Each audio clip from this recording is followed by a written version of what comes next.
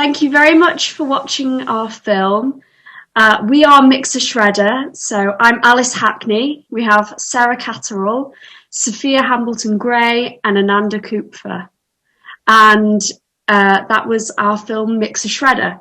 But Mixer Shredder is not just the film and sound piece that you just watched. It actually began at the beginning of lockdown as a visual image making process. The idea was conceived of by Lee Trimming, our tutor, and was a group of first years at the Ruskin School of Art. It's really interesting to see how our differing styles and approaches to visual and sound art and work in general combined, and how the final product really isn't recognizable as the product of any one of us. You can't pinpoint any one person's work in the video or in the sound piece that all just blends together. It's like Chinese whispers, but with images, or just as a process.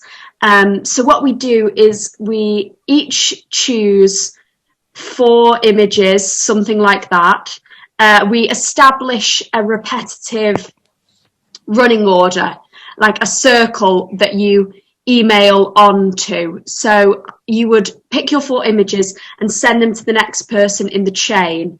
They would make a small alteration to that image of some kind, and then post it along to the next person. I know that I can come to these sessions and get to speak to people and just make some art that doesn't have any pressure to be good or bad, or you just make it and enjoy yourself, really. And you put something out there, and when it comes back to you like a couple of iterations along, you can't even recognize it, and it becomes something you would never even expected.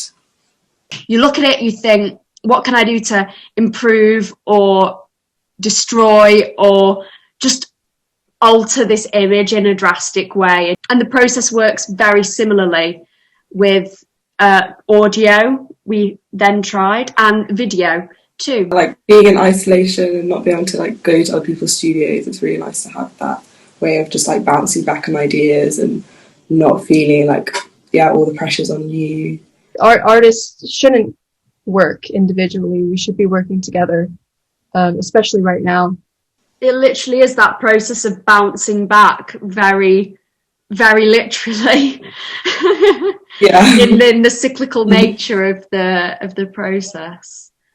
It's great to have an ongoing creative outlet, something that we can all rely on collectively, something that is going to keep going, and we know that, in a few months' time we'll still have this, and maybe even when lockdown's over, we might still have this ongoing project that we're all working on. Yeah. Maybe even when art school is over. Who knows? Yeah.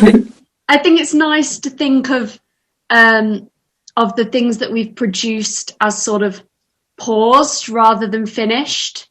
And I love that thought that we could just decide to carry on the loop again.